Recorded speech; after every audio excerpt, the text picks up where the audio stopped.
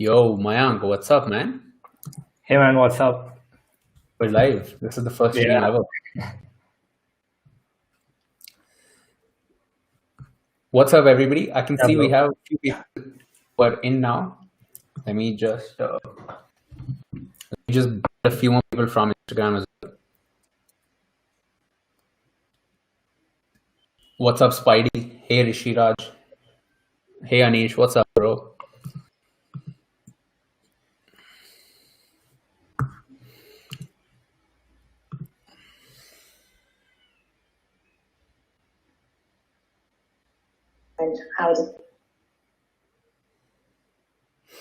What's up, everybody? We're about to get started. This is the first stream ever. And I am just posting on Instagram so we can get a few more people in this chat. Okay, let's get started. Mayank, have we posted everywhere? Are we ready to go? 1 minute, bro. Just uploading it, sending the link everywhere. Cool. So yeah. So folks, this is Whiteboard Live. We're going to be doing this every Thursday from now onwards. And this is going to be a live design show. We're going to be talking about things related to design, related to product. We're going to be talking about productivity. We're going to be talking about freelancing. We're going to be talking about creativity. And the very special thing about this is that this is going to be a conversation based show, which is, I can see all of your comments here. And we are going to be taking questions. We're going to be talking about things you want to talk about. We're going to be talking about interesting stuff that's been happening in the 10K designers universe, in the community, on the YouTube channels, and in the masterclass. Mayank, so tell me, bro, Mayank, we just wrapped up season 2, right? What was that like? Who did we interview? What was that? Season 2 was great, man. I'll give more context about what was the approach we took from season 1. So season 1, we started off with everyone who just started off their design journey and are working at top companies like Microsoft, Uber, Swiggy, and etc. And after that, we thought that let's take a step forward. Let's get product managers. Let's get people who are not just interning, who are more experienced. So then we started off with product management. We got King Siddharth, we got Siddhant Puri, we got more product designers from other companies as well. And we got not just Indian designers, we got designers abroad. We got non-Indian designers. So we didn't just, so right now the objective is to not just cover the breadth, but also deep dive into domains. So season 3 is going to be really special for those who are expecting something bigger and better. We are going to be deep diving into a lot of things. We're also going to be getting interns. So we're still keeping the base or the foundation as it is. That is bringing new designers and sharing their experiences and their stories and their journeys. So it's going to be fun. Nice, man. That's awesome. I think when we first started season 1, I think we are taking some sort of path forward, which is season 1 was just design. Season 2, we have design and product managers. Season 3, technically this is a new start. We're going with live. So it's cool, almost like we are trying to apply the design process to making this as well, which is we're like iterating small things and changing them. What's up, guys? We have a lot of people in the chat. One thing I want to ask you as we start is, this season, we talked to a bunch of product managers, right? Which is a lot of folks who are starting out in design know the difference between product managers and product designers. But what were some learnings that you had speaking to product managers that you think designers should figure out as well? A lot, man. So basically what we as designers know is that how to make things look visually awesome, great, and also working on improving the experience of the user. But the logic, a lot of things go in the back end as well.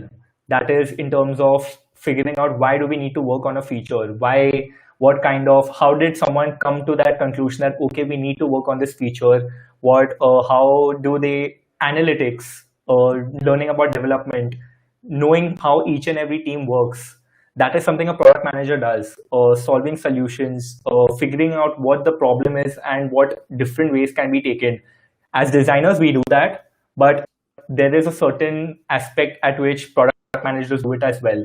And knowing their side of the is also really great, because there have been a lot of places where everyone's like, oh, okay, designers know better in terms of how to do certain things, but why do they feel that way? Or when does a product manager come in handy or like help a lot? So all of that is really necessary. So it was great, especially during the two episodes that we've had, the two interviews that we've had regarding product management. I feel more happy about those two, especially because they've laid the foundation and the basics of everything about product management. So after that, if they have any issue with like there's some miscommunication between work, I feel that would be a lot better understood and resolved now.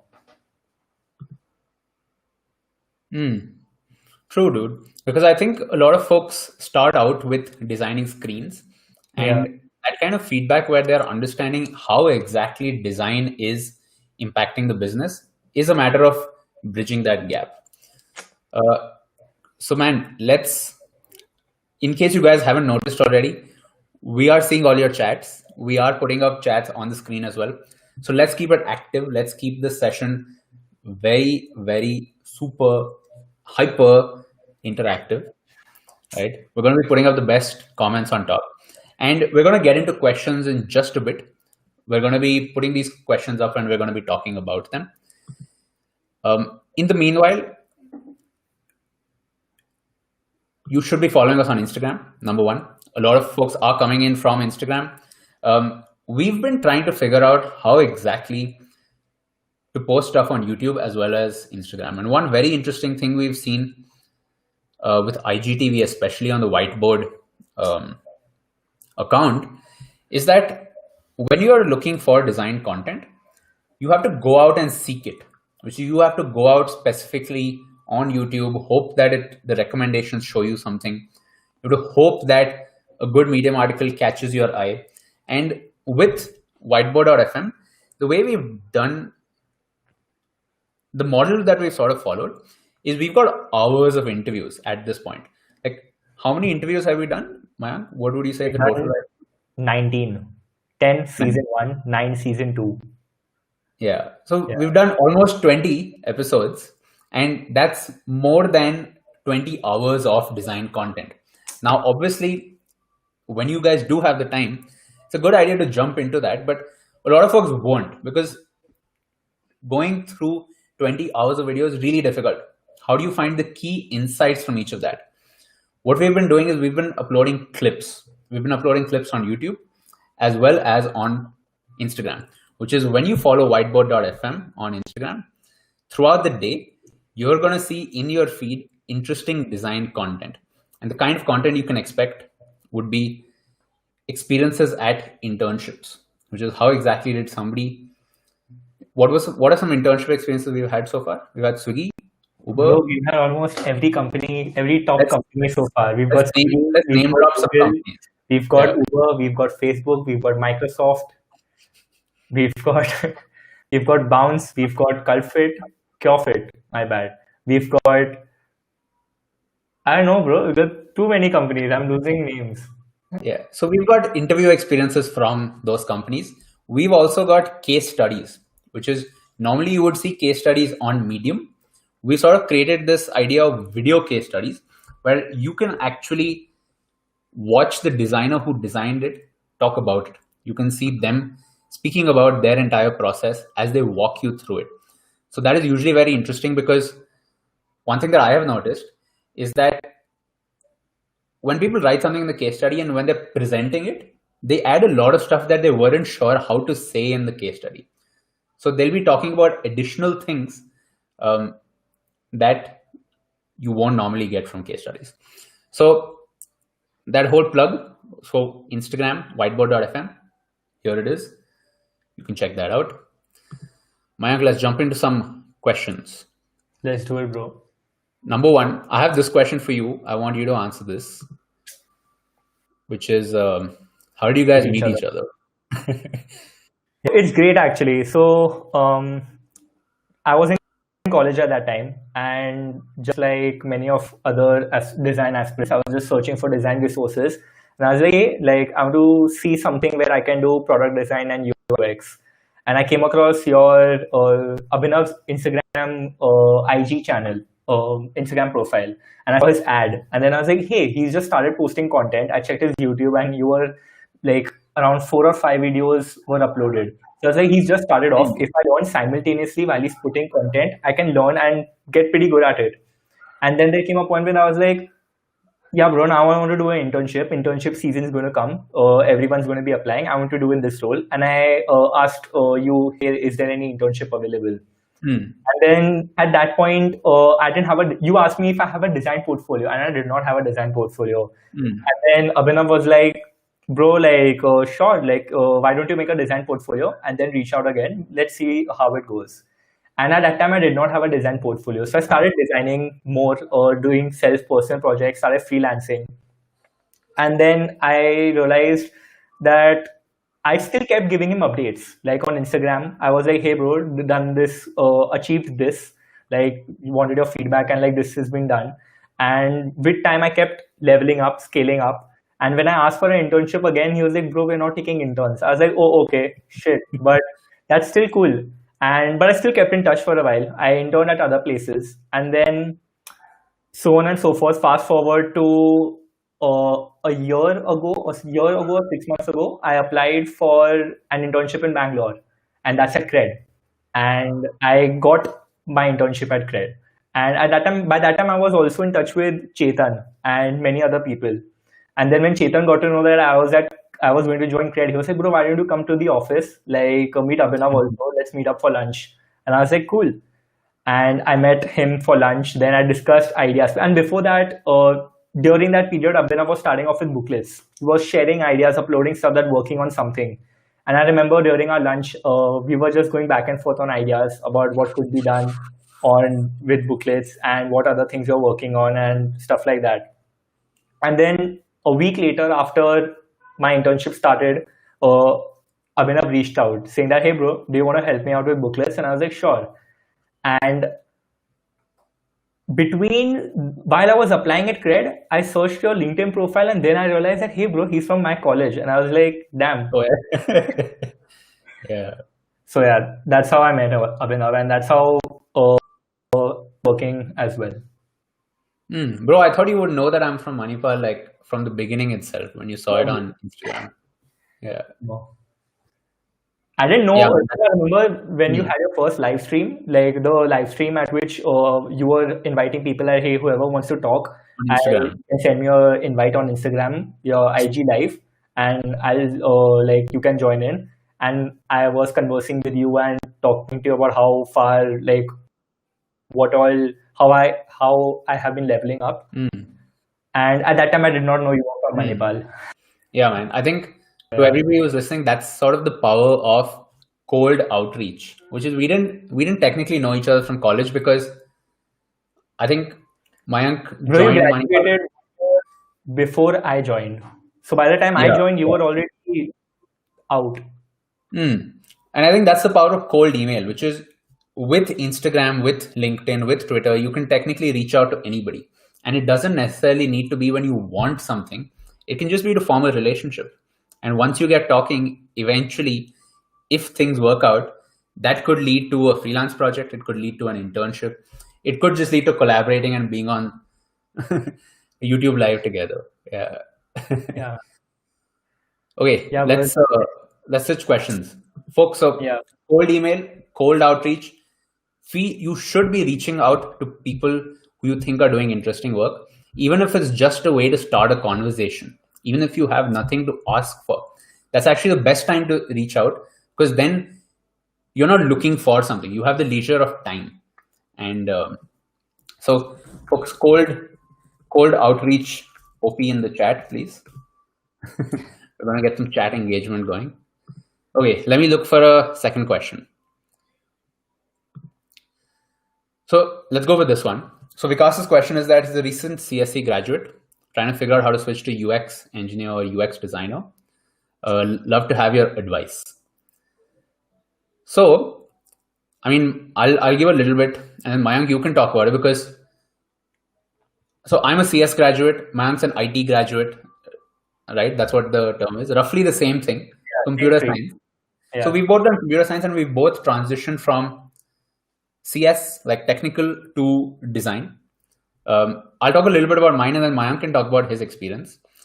In general, I would say when you're in engineering, or so you're a graduate though, when you're in engineering, or if you're a graduate from computer science, you do have a bit of an advantage. Not too much, but you have a bit of an advantage, which is you understand the tech parts of it. You understand all the layers of the stack, where you understand what backend is, you understand what front end is, you understand how these things work together, you understand how things like machine learning, how things like algorithms, databases, how it all connects, right? That is something you would study in college. When it comes to design, we're talking about one of the higher layers. We're going up in the layers of abstraction, which is we are talking about the actual experience of a user using technology. So that interface where the user actually connects, that layer is what we are going to be designing as UI UX designers. And as a CS graduate, you know all the layers under it, right? So this is the layer you have to figure out. And I would say so that's the advantage that you have. The best way to switch is to get good at design. Very simple, right? Which is, your question also says UX engineer / designer. I would suggest, instead of trying to, at this point, specialize to, I want to be UX, right? Or I want to be one particular thing. Try to be a product designer. A product designer is sort of almost like a full stack designer. Somebody who does the whole part of the design process, which is you're going to be designing the screens, you're going to be doing the UX, you're going to be doing a little bit of the research, the prototyping, that entire thing. So don't fix yourself to UX right now. Be a UI UX designer. Learn how to use Figma. That I would say is step number one. Because once you're comfortable with the tools, you can start playing around there. And of course, there's a whole channel dedicated to that, which is my channel, which is ABNUX. Let me put that up. So you can definitely check that out. Mayank, what have your experiences been like being a CS graduate, switching to design? Yeah, man. So I, like Abhinav mentioned, I'm a CCE IT graduate as well. So I agree with what Abhinav said with respect to the fact that you do have an advantage. That is a certain advantage, which is that you know things work. That is how your design is turned into code and a live website or a live app and things like that. So you know a certain fundamental or foundation to it. Now what you need to work on are your visual skills, because that is something a designer has and which you might not have when you're starting off. So you need to figure out what are you lacking or what are you missing out on to reach that goal. That you already have development experience. You already what you're lacking out on is visual design, right? So that is something you would want to work out on, which is again same thing what Abhinav mentioned. Start using a design tool, Figma preferably, and copy apps, copy websites, look for inspiration, and then move so on and so forth. And then read case studies as well. Reading case studies gives you a better idea about what design thinking is. So whenever you're articulating or explaining anything as a designer, you know how designers explain their designs, because you're a CS graduate, right? So whenever you're explaining your work to someone, you'll be explaining it as a CS engineer or as a coder, but not as a designer. So there's a difference in the way the two streams talk, how CS engineers talk and how product designers talk. So I think that's the fundamental part, I feel. Rest everything comes along with practice. I'll take a related question as well, which is, what is the difference between product design and UI UX? Does it come before? Does it come after? So Kirti, UI UX design and product design, technically they're interchangeable terms. They mean the same thing, right? When you talk to somebody, let's say from design school, to them product design might mean industrial design, which is designing products, like designing what a actual mic might look like, right? Actual physical products. But in this industry, when we talk about product design, we're talking about digital products. So product designer is somebody who designs digital products. Also known as a UI UX designer, which is somebody who does user interfaces and user experience. Mayank, how were you at engineering? Short answer. Oh man, I was decent. I was I was really bad, bro. my CGPA sucked. It was terrible. In fact, I feel like one of the reasons why I got into design, because I was like, screw this. I'm not gonna try to figure this thing out. The whole system is rigged. Let me figure out something else. That's how I got into design. Yeah, man, definitely. Also, agreed, man. That's a part of it for sure. That at a certain level of point within those 4 years, you're like, okay, now I know whether I want to do this or I don't want to do this. So if you realize that this is something that you don't want to do, you'll automatically figure out and try to look for something that you can do. So yeah, so this creates a kind of a distinction as well, that okay, I'm done with this, so I'm now going to do this for sure, or I do want to do this while continue and deep dive. Okay, let's take a few more questions. I'm going to answer this quickly. Does employer ask about your graduation marks? No, they don't. So lucky that way.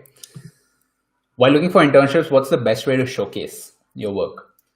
Mayank, technically you made a video about this very recently. It's about to come out soon. I'll give a small answer and then you can jump into it. The best way to showcase, basically think about what do you want to showcase? You want to showcase that you as a designer will be able to do any design related tasks. That's what you want to showcase, right? You want to show that you have the ability. The way to showcase that, there's two ways. There's breadth and then there's depth. Breadth would mean something like dribble, where you're posting shots, right? Over there, it doesn't give a view into your design process. It doesn't give a view into how exactly Akash approaches a problem. How good is Akash at thinking through solutions?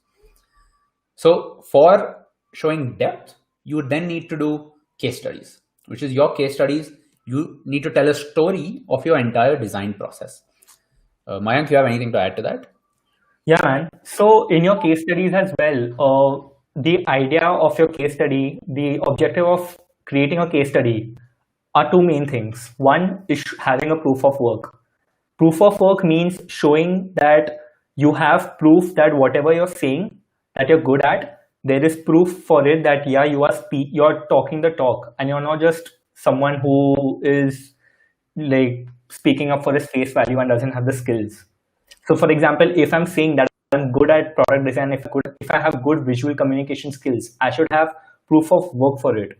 That consists of case studies, that consists of personal projects, that consists of freelance projects, multiple other things, but your basic objective is you should have proof of work.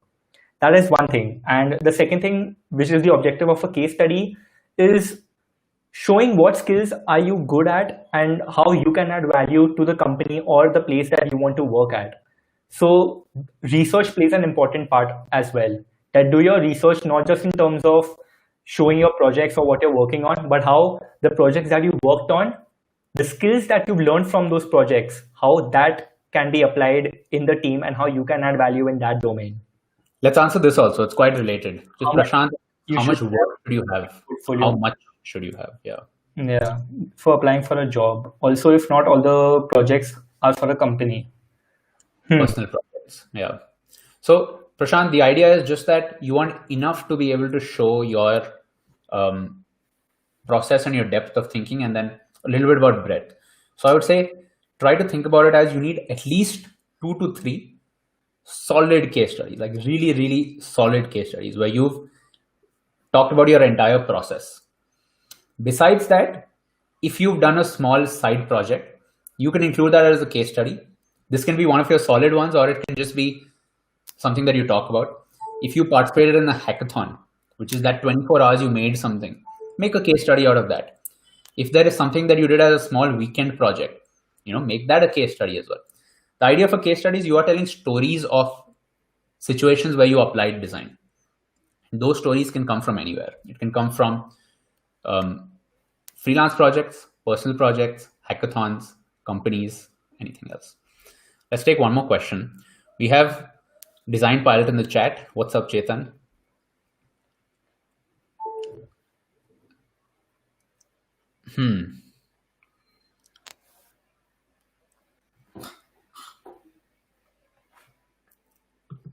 Let's take this question. which is how do you scale from level 1 to level 2?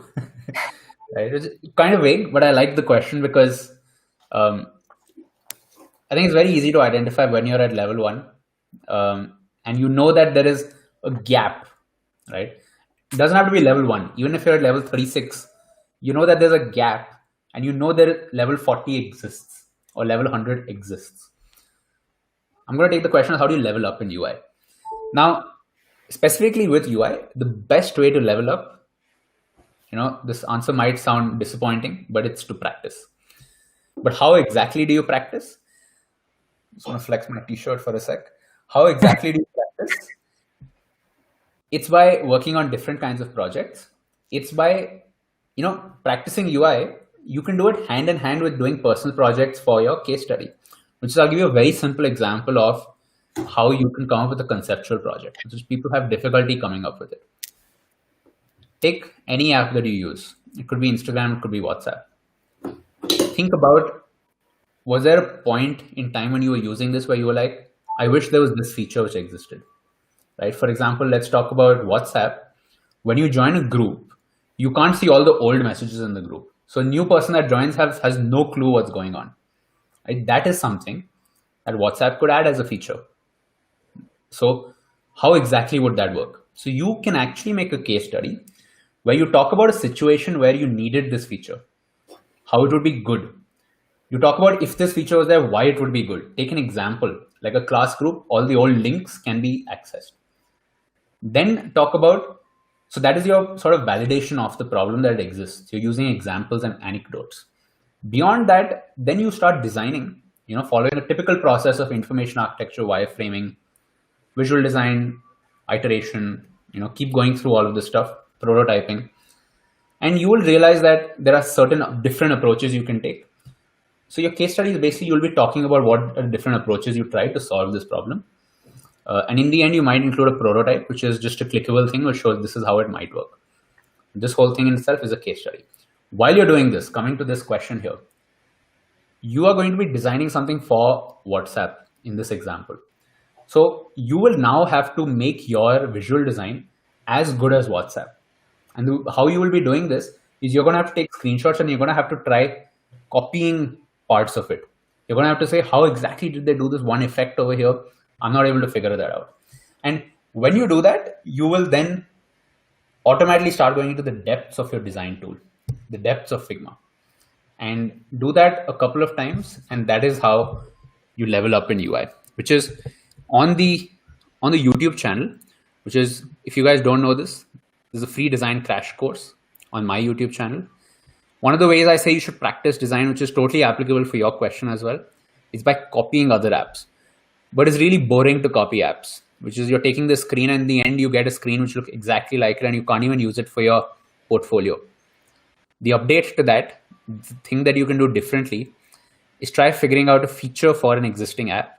And while designing it, try to deconstruct the style guide of the app. And that will help you figure out what kind of visual design decisions have been used. And it doesn't have to be an app. It can be a landing page. It can be a dashboard, anything. Yeah. Dude, Mayank, you have any interesting questions that you see that you want to pull up? Can we create a case study in a video format? Motamari Pani is asking this. Yeah, bro. Yeah.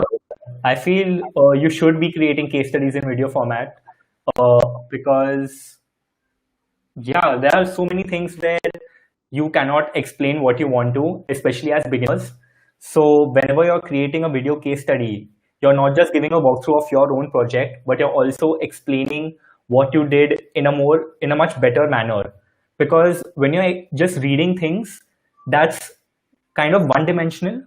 But when someone's going through your case study and also listening to your explanation behind why you did something and what was the objective and problem that you wanted to solve and how did you solve it, that creates a much better impact. And so I'll give a slightly different answer, which is, why do you want to create a video case study, right? Number one, if you think it's going to be easier for me to create a video case study, it's not. It's going to be way harder for you to do it. Second reason you might want to do it is because you might think you might stand out. But then at the same time, think about this. when you are making a YouTube video, to watch a YouTube video that is 5 minutes, let's say this is your case study, I'll have to spend 5 minutes. And I'll have to jump in between to skim it. Versus if you have just a Medium article, I can just scroll and I can quickly see what looks interesting. Any hiring manager, like I've been in a hiring position at Unacademy lots of times. We've interviewed a lot of designers. I don't read everybody's case study, right? I skim through all the case studies. The ones that look interesting, I'll come back a second time and I'll read it. Out of that, then I will, might come a third time and go even deeper. But I am first trying to filter out, is this a good case study for me to read? For that, it has to be skimmable. So I would say if you want to create a video format case study, it will be a good way to stand out, but don't do just a video. It makes it slightly harder for the person on the other side to go through it.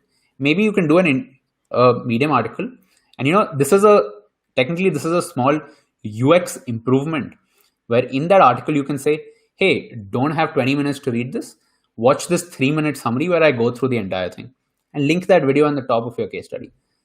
That is a way you are using UX to make the case study reading experience much better for the reader. The reader will appreciate you for thinking of that kind of thing because nobody else will do this. Well, the people who are watching this might do this, but nobody else will do it. Yeah. We'll take one short question as well, which is how to study the fundamentals of design. Sarvesh, simple answer. Go to my YouTube channel. There's a free design crash course. Beyond that, right? A lot of you actually might have done this crash course already. It's just that playlist. That technically is enough to go from zero to being able to design. But beyond that, what exactly do you need? Because you guys, a lot of you have gone through those videos and you're like, I could use more. The very tricky part about that is watching videos is not enough, which is you need to be able to get feedback on your work, which is if you're designing something, you need somebody who's really good to say, don't do this, do this instead. And that makes your learning cycle much tighter, which is if you get feedback and you can immediately iterate on it. To do something like that, I would suggest joining the 10K designers community. This is where it is. This is a paid private community. What exactly happens here is this is a group where you can meet other designers. You can share your work for feedback. You can get guidance. You will also get access to private videos that I record. So I am these days not making my videos on my YouTube channel here. I'm just making it for the community, which is I'm just making it for this small group of people, just because there's just higher signal. And this way I'm able to take requests from people about what exactly to make videos about. So instead of trying to make a video that appeals to everybody and it's on YouTube, which is like an open field, I make videos specifically for people who ask questions on the community, weekly training videos. So you can check that out. And, more than that, I think the value of a community is that if you're in college, you might know other designers who are also learning design. And that way you guys have your own community. You can figure stuff out together. You can work on projects. But right now when you're remote, very likely that you don't know enough people who are also doing design. You don't know people who have the same kind of interests, who are also trying to level up their skills. Or you might be in a college where nobody else is doing design. Or you might be in a job where there is no design at all. For that, a really good thing you can do is you can join this community. We already have something like 100 people here. That will be super useful to you. Okay, let's jump into a few more questions. Advait Tare had a question. How do you know when you're ready for internships or full-time roles? Bro, you won't know. Like, you just have to shoot your shot. Like, there are a lot of times when you would feel like, okay, you're not ready. You just have one case study, or you have 2 case studies, or just 3 case studies. Whereas other designers whom you are following have so much of work that's out there. Bro, everyone starts off with a few projects, and later on, while they are interning and working, they work on other things as well to add their value. So what you should do is just shoot your shot. If you have 2 to 3 projects, go for it. Apply for your idea or job And yeah. Yeah, man. I would say technically, I'm going to talk about freelance as well as internships because that's a question that I hear a lot. How do you know you're ready for freelancing? Because a lot of people are scared for freelancing because you're asking for money. You're saying, give me money for doing these projects for you. With internships as well, it's a very similar kind of situation. So the way to know whether you're ready is, I'll give you my example. When I first started design, I was doing posters and stuff. Back then, Sketch didn't exist. Literally, Instagram didn't exist. Of course, Figma didn't exist. I was using Photoshop to do stuff. As soon as I understood that I can, whatever idea I have in my head, I can make it. I reached that level. So it's not a lot, right? It's just being able to make what I can think of. I immediately started applying for freelance projects. And the kind of freelance projects I got were not great. It was like a $20 logo, a $50 logo, a poster, 3 posters, $70. It's not a lot in the US, but in India, as a college student making a few thousand rupees just using Photoshop, it's a great thing. So that's sort of when I realized that you don't need to be an expert to start freelancing. You don't need to be an expert to start asking money for your skills. As long as you know more than the average person, you know something, you are ready for freelancing. If you aren't freelancing yet, it's because you haven't gotten over that mindset. You don't need to be an expert to start freelancing. Because there are projects out there at every single level. There are people looking for experts, but there are people looking for beginners as well. With internship, it's slightly trickier because people are not really looking for absolute beginners. They want to look at somebody who's a little bit in between, which means you will need some case studies. Technically, exactly what Mayank said, which is once you have about 2 case studies that you're proud of, even if you're not proud of it, the first time you make a case study, it's usually not great. You'll have to keep iterating on that as well. Once you have that, you are ready to apply. And I would say consider doing freelance as well, along with internships. The main reason is internships are a 3 months thing. I guess minimum. It'll be 1 to 3 months minimum. Freelance, you can do a project in 1 week where you can get feedback, do it, make some changes, wrap it up in 1 week. The more kind of things you can do like this faster, it speeds up your learning. Let's look at some questions again.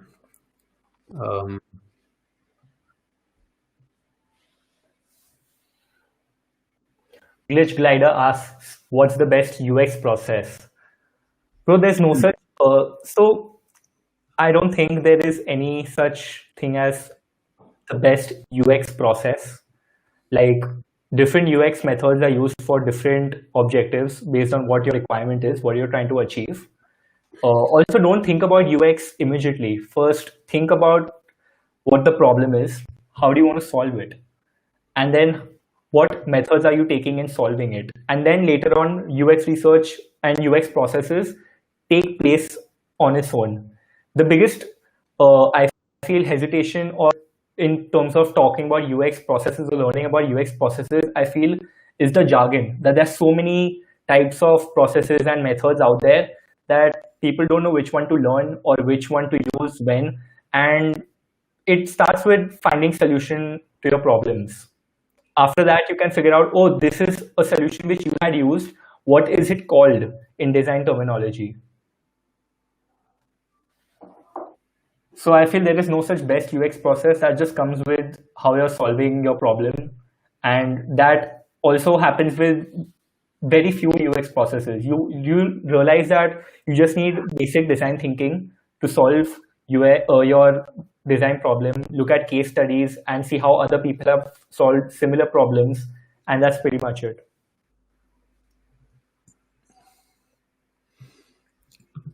Quick answer to this. Did you start by using cracked Photoshop? No, bro, I actually didn't. The main reason for this was, I think I did when I had, so college provides this sort of basic laptop. So I was using that. I think I used cracked Photoshop on that. But then my main goal was, let's start freelancing and let's buy a MacBook. So once I got a MacBook, I was like, I don't want to figure out this crack shit. Let me just buy it. And it's cheaper than you might think. It's like $600 a month. And I think once you start making money, you should definitely invest in good tools. Let's talk a little bit about Mayank. You want to answer this? What are your views on human-computer interaction, Masters in Design course that IIT provides? Also, what about Masters from NIFT? That is Do we have any interviews on Whiteboard.fm about this from somebody who's done? not from NIFT or IIT, but we do have designers and their experiences from colleges such as NID, from foreign universities such as CIID, that is Copenhagen Institute of Interaction Design, and also Antonio and a few other people have also done their undergrad from Carnegie Mellon University. They've done HCI and Carnegie Mellon. So you should check it out. And what to give you context in brief, what they say is very simple, that you doing your masters or you learning design by yourself in today's time, it's almost and basically the same thing. Like, the environment is the same. It's all about discipline, about how you're learning and whether you are eager to learn and curious to learn. Rest, there is not much difference in the skills that you have after graduating and when you're applying and learning to get a design job or internship. But you can definitely check those out on Whiteboard. Yeah, I would say the best way to figure it out is try to find somebody who's actually doing that course and just DM them on Instagram. That is number one.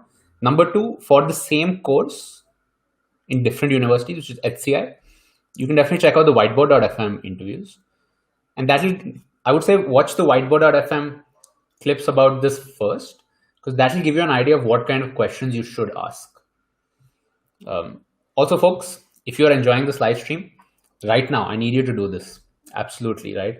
We need to create some hype. This is the first Whiteboard live stream ever. If you're on your phone, take a screenshot, share this to your stories. You can tag whiteboard.fm. You can tag me. You can tag Mayank. If you're on your computer, do this. Take a photo, say something, and tag us. We will be resharing this on our account, so please do that. This is our Instagram handle. This is Mayank's handle, and this is mine. Okay, let me look for a question, Mayank.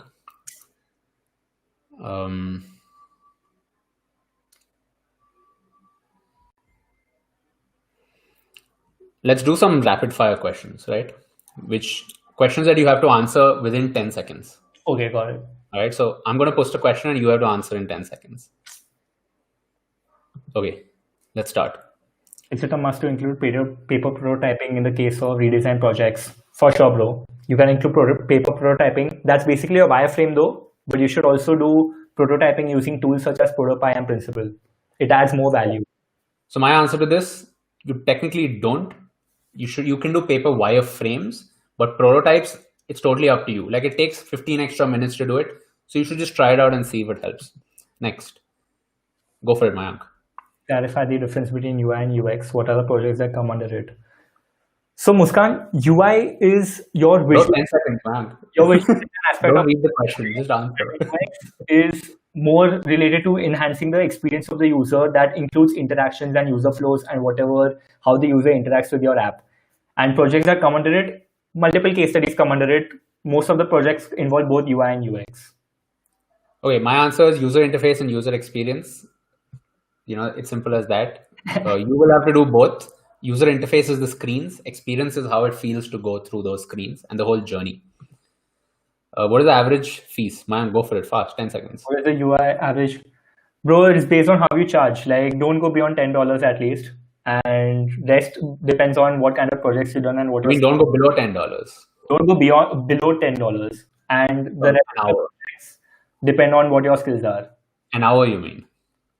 How? Bro, I haven't gone below now. My max has been $15 an hour. Okay. I would say, dude, there is no standard price. You can technically ask for anything as long as you can justify it and say it with confidence. So one way to think about it is, what is the minimum that I will not work under this? What is the maximum beyond which I feel uncomfortable charging? The answer lies somewhere in between. Okay, few more. How do you compare the career scope? Dude, the thing is, it's hard to compare because both of these are very essential jobs. Every single company that has software developers will have UI UX designers. However, the tricky part here is a company will typically hire more software developers than UI UX designers. But then here's the thing about scope. It technically doesn't matter what the scope is in the industry. If you're good, people will be fighting to get you to join them. You will be getting minimum of 2 or 3 LinkedIn messages every single week saying, hey, are you looking for a job? Right? So just become good. Pick any field and just become good. All right, Mayank, this one's for you. How to be sure that your UX solution is good enough? Bro, it doesn't matter what UX solution you use. What matters is what your best solution is. So if your solution is the best possible solution to your problem, that's all that matters. Okay, so I see that we have about 100 people on, and only 4 people have shared to their stories. Guys, this cannot go on like this, right? We need to grow. We cannot do these live streams if we're not growing every single week. So please share this. I'm sure there is something you found useful in this live stream. Take a screenshot, put a short quote. It can be anything. Do this. We are also going to reshare this to our stories, so you get a bit of a boost there. Okay, few more questions. Mayank, we're closing in on the 1 hour mark. We have about 12 to 15 minutes left. Okay, let me talk about this one. Is a design course or bootcamp necessary to be a good designer? Necessary? No. Useful? Yes. Which is, for most self-motivated people, you can technically just use YouTube and online resources and become good. But it might take you 2 years to figure this out. It might take you a long time period. Why? Because you don't have direct feedback. You won't have somebody saying, stop doing this, that is wrong, do it this way. Typically, that kind of feedback you get in a design team, but you will also get that at a bootcamp. So what you can definitely do is, if you are a self-motivated designer, start with free content, which is, don't join a bootcamp if you have no clue about design, right? Because that way you're going to be struggling with everybody else there. If you have no clue and you're thinking about a bootcamp, first start with free content, which is, you can check out this. This is a crash course. Not just mine, but check out other people's courses as well. YouTube, Udemy, anything. Beyond that, once you sort of figure out the basics, I would suggest joining the community. This is a place where you can meet other designers, and there's a lot of training videos, private videos, where the kind of topics we're talking about here on this live, I cover them every single week. We make these 10 to 20 minute videos every week. These are private videos. So I'll suggest joining this. Beyond that, there is also the 10K Designers Masterclass. You can just go to here. You can go to 10kdesigners.com. This is something that is going on right now. We're about halfway through the first cohort. It's a 3-month intensive program where we get you ready to be a UX designer and start applying for freelance roles, internships, and full-time job opportunities. So what this means is, it includes starting from the basics, talking about what you need to know as a UI UX designer, building on your fundamentals, building on your frameworks. That is something that's super important, and you will not find that in you won't find that typically in design courses online. Beyond that, we get into tools. We talk about Figma, Prototype, Webflow. We cover all of that. And eventually, towards the end, we talk about communication. We talk about how should you apply for high-value freelance projects? How do you create a killer case study, a killer portfolio? However, this is a little bit more, it's a little hard to get into. So I would suggest you should definitely start with the free courses first, which is this one as well as others. Beyond this, you should probably get into the community, because when the next cohort is announced, which is going to be sometime mid to end August or September in the fall, it's first going to be announced in the community. So like for the first cohort, for example, we had about 300 applications. 30 people were selected. Out of that, 10 to 15 people were from the community itself. So the design community does get first access to the masterclass when it opens up.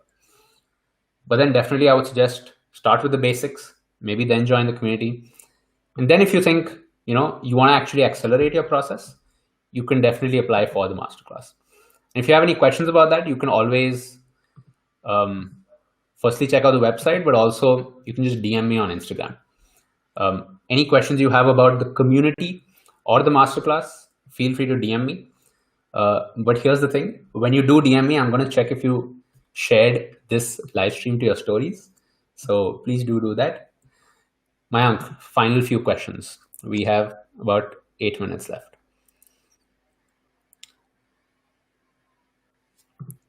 Okay, ideas for creative cold emails. I'm going to give a few. I'm going to give one and then Mayank, you give one.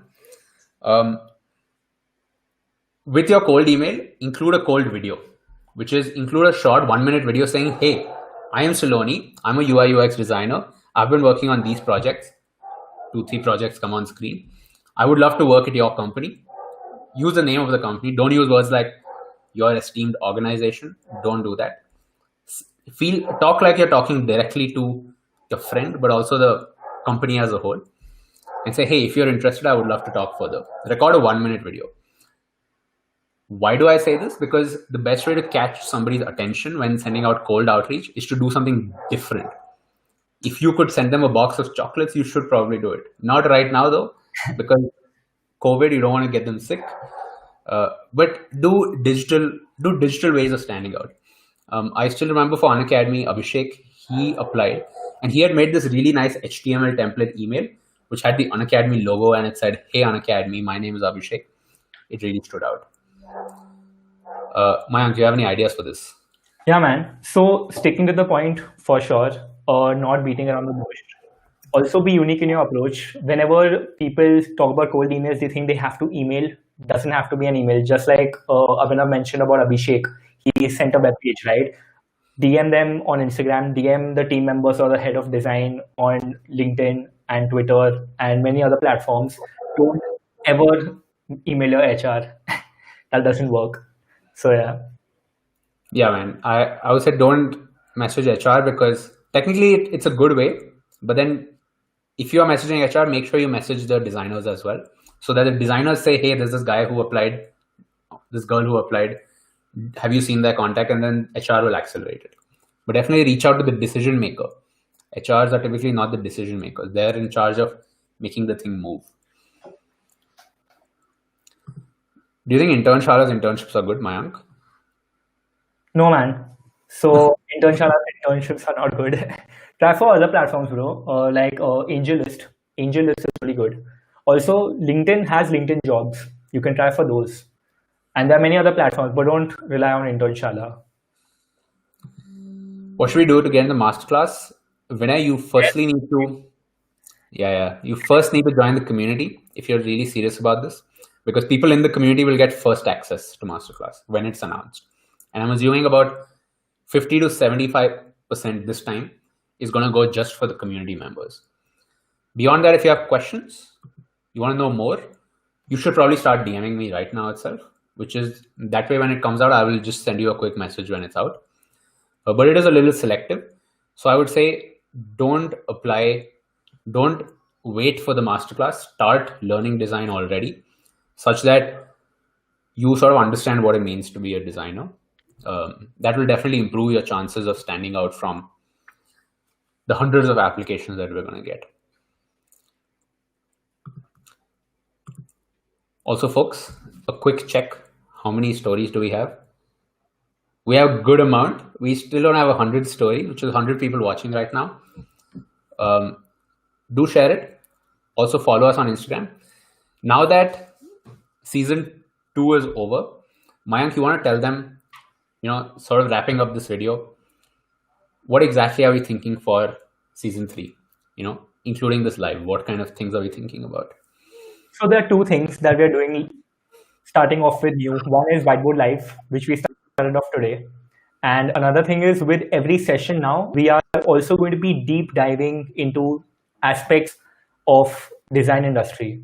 That is, we'll be talking to some designers who turn into founders. We'll be talking to some designers who turn full-time freelancers for a while. We'll be talking to some designers who got hired internationally. And then we'll be talking about designers who've started off but also done really unique things that not everyone would see happening. So apart from knowing about their design journey, we are going to be deep diving into things such that how do they work? How does hiring process work? How does a design manager hire, or what kind of things do they look for in candidates or people who want to get started as in their team or in the company? So we're going to get a different perspective to it. You're not just going to get to see stories and get experiences of people from a beginner's perspective, but also from a senior level perspective. Nice. And for the live session, folks, this was the very first one. We are going to be doing this every single Thursday, which is, this now is a show. It's a proper show, right? Some of the things you can expect moving forward, I'm going to tell you in just a sec. But before that, I need you to press that like button. This is not because I want to see likes. Very simple reason is that we have 100 people watching. We should have at least 100 likes. Number two, this helps people find the next live stream, this is going to be recommended on YouTube. So help the algorithms, help us, help designers, right? That's the chain. So you please press that like button right at the bottom. I'm actually seeing the counter here, so I want to see that number go up. Besides that, what we're going to be doing, the point I was coming to, is we're definitely going to be taking a lot more questions. We're going to be doing that. But in some of the future videos, we're also going to have guests, we're going to have interesting people. Some of the folks that we have had on Whiteboard previously, we're going to be bringing them back. So, if there's somebody that you really want to see, you should go to that video and comment. So we're going to see, who gets the most, and we're going to bring them back for a second round. Besides that, some of the folks that we have coming up for the next season, we might do some of their sessions live. We have to figure that out. But this is going to be super interesting. Yeah. Mayank, any final words? We're about to wrap up this live. Yeah, man. So for all those who are watching, if there are certain topics that you want to discuss as well, or want us to deep dive into, drop a comment below about the topics that you want to deep dive into, and we can talk about what we feel, what our experiences have been, and also what do we feel is changing with the times that are coming. For example, how is work from home going to happen with COVID? Are people still going to be working from home once this gets over, or are people going to still want to come to office and work? And what is design industry getting saturated? Is it getting more competitive? Drop the comments below about the topics that you want us to deep dive into as well. Okay, folks, thanks a lot for joining in. My name is Abhinav. This is Mayank, and we will see you next Thursday. Mark it on your calendars, because this is a thing. This is going to happen. Okay, see you soon. See you guys. Bye-bye. Bye-bye.